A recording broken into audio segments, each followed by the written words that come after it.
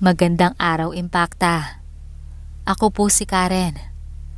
Nangyari ito taong 1989. Buntis ako sa aking panganay ng mga panahong ito.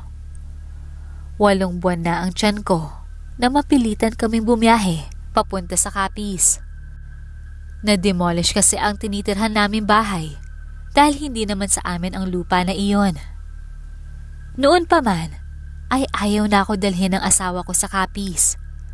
Marami raw kasing naninirahan na aswang at iba't ibang elemento doon. Gawa ng taga Maynila ako, ay hindi ko pinaniniwalaan ang sinasabi ng asawa ko. Nang bagong dating namin sa baryo nila, ay napansin kong kakaiba ang tingin sa akin ng iilang tao roon. Naisip ko na lang, kaya siguro ganun ang tingin nila sa akin ay dahil dayo nga ako sa lugar nila at doon pa lamang nila ako nakita. Dinala ko ng asawa ko sa isang maliit na kubo na yari sa kawayan. Ang sabi niya sa akin, doon muna raw kami magpalipas ng gabi hanggat hindi pa kami nakakarating sa bahay ng mga magulang niya dahil 3 barangay pa ang layo mula sa lugar na pinuntahan namin. Ayon sa kanya, ay pagmamay-ari umano ng tiyuhin niya ang kubong iyon. Ipinakilala niya ako sa tiyuhin niya at tiyahin. Agad naman ako nagmano at bumati sa kanila na magandang araw. Kinausap nila ako ng masinsinan. Sinabi nila sa akin na palagi raw ako mag-iingat dahil sa anumang sandali ay maaamoy na ng mga aswang ang bata sa sinapupunan ko. May ibinigay silang porselas na yari sa tanso. Ibinili nila sa akin na palagi raw ako magdarasal kahit na anong mangyari. At isa pa, wag na wag daw akong titihaya kapag matutulog na ako. Kahit nawiwirdohan ako sa kanila, ay minabuti ko pa rin na sumunod na lang sa mga sinasabi nila. Wala naman kasing mawawala kung susundin ko ang mga binili nila. Tuluyan na lumatag ang dilim. 8:00 pa lang ng gabi ay sadyang napakatahimik lang lugar. Wala nang mga taong gumagala sa paligid at wala na rin anumang ingay na maririnig kundi ang mga tunog ng kulisap at mga tahol ng aso. Maagang nakatulog ang asawa ko dahil na rin siguro sa pagod. Sadyang napakalayo talaga ng binyahe namin para lang makarating sa probinsya na to. Pasado 10:00 na, ngunit hindi pa rin ako makatulog. Siguro dahil namamahay ako, kaya kahit anumang gawin kong pikit sa mga mata ko, ay hindi pa rin ako dinadalaw ng antok. Hindi ko na matiis. Nangangawit na ako humiga na nakatagilid. Kaya naman, tumihaya na ako. Eksakto naman may biglang kumalabog sa bubungan namin.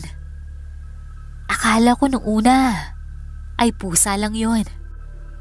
Pero nagkamali pala ako ng akala. Naramdaman ko na para bang may kumakalikot sa bubungan na gawa lamang sa talahib. Pagkatapos ay unti-unti nagkakaroon ng maliit na siwang doon. Tinitigan ko maigi ang maliit na butas.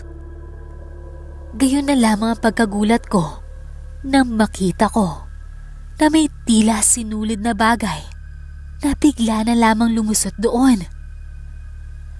Unti-unti iyong humahaba kung saan nakasentro pa yon sa aking tiyan. Hindi na ako nakatiis pa.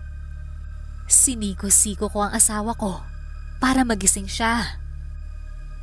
Nang oras na iyon ay malapit na sa tiyan ko yung matulis na bagay na parang sinulid. Nang magising ang asawa ko, ay agad ko iyong itinuro sa kanya. Dali-dali akong pinailag ng asawa ko At saka siya dahan-dahan kumuha ng kutsilyo at agad niyang pinutol ang malasinunid na bagay. Matapos na yun maputol, ay dinig na dinig ko ang malakas na angil na nagmumula sa aming bubungan. Pagkatapos ay kumuha naman ng itak ang asawa ko at saka siya nagpunta sa labas ng bahay. Sinabihan niya ako na kahit anong mangyari ay wag na wag raw akong lalabas dahil ang bagay na nakita ko ay hindi sinulid. Isa umano iyon na dila ng tiktik. Kumabog ang dibdib ko na malaman ko iyon. Hindi na bago sa pandinig ko ang mga tiktik dahil madalas kong napapanood iyon sa mga lumang pelikula. Akala ko hindi sila tunay, ngunit dahil sa naranasan ko ay hindi ko maitatanggi na totoo nga sila.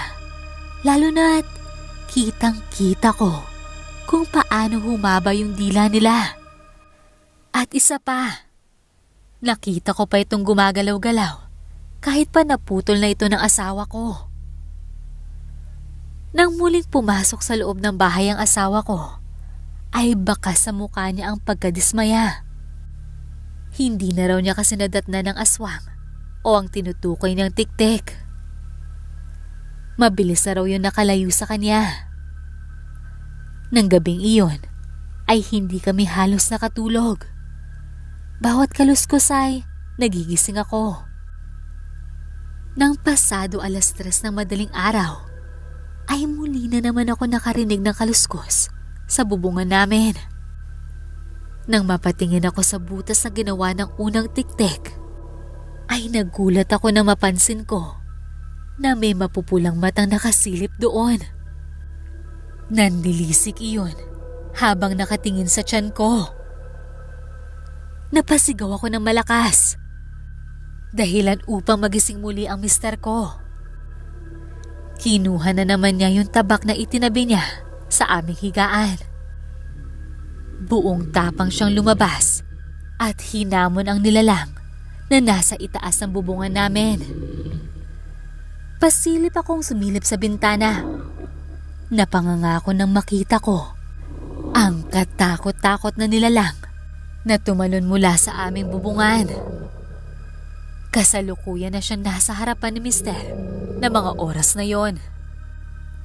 Hindi ko lubos akalain na mas pangit palang itsura ng tunay na tiktik kesa sa mga napapanood ko sa mga palabas sa TV. Ang mga balat ng tiktik ay nakadikit sa kanilang buto. Nag-iiba-iba ang kulay ng mga mata nito at naglalabas-masok ang manipis niyang dila sa bibig na may mahabang pangil. Mahaba rin ang mga daliri nito at meron siyang matutulis at pabilog na mga kuko. Nang sugurin siya ng asawa ko, ay hindi man lamang ito natinag. Parang ang hindi man ito tinablan ng itak. Hindi ito nagkaroon ng sugat o anumang galos. Akmang susugurin na niya si mister nang biglang pumasok sa isip ko ang ibinigay na tansong bracelet ng tiyuhin niya. Dali-dali ko iyong hinubad at saka ako binuksan ng bintana. Pagkatapos, buong lakas kong ibinato ang pulseras sa mismong likuran ng tiktik. Kitang-kita ko kung paano umusok yung bahaging tinamaan ng pulseras. Nagpagulong-gulong sa lupa ang tiktik, tsaka siya biglang naglaho. Pinulot ng asawa ko yung bracelet at muling ipinasuot sa akin. Hinintay na lamang namin mag-umaga at hindi na kami muling nakatulog pa. Pagsapit ng umaga ay bumiyahe na kami papunta sa bahay ng mga biyenan ko. Nang makarating kami roon ay mas lalo akong kinilabutan dahil liblib ang lugar. Naisip ko na siguradong mas marami ang mga aswang doon dahil iilan lamang ang mga bahay doon. Hindi nga ako nagkamali. Kinagabihan ay ginulo kami ng mga tiktik. Paulit-ulit silang pumupunta sa bubungan namin at sinusubukan butasan ito. Buti na lang, gawa sa makapal na yero ang bubungan nila at hindi iyon basta-basta mabubutas dahil may isinaboy silang mga asin at abo doon. Hindi nagtagal ay umalis din ang mga tiktik. Binantayan akong mabuti ng biyenan ko hanggang sa mga anak ko. Sa awa ng Diyos ay nailuwal ko naman na maayos ang sanggol. Gayunpaman, hindi pa rin mawala-wala ang minsang pagpaparamdam ng mga aswang. Pero ang karanasan na ito, ang hindi ko malilimutan nang minsan akong guluhin ng mga tik-tik.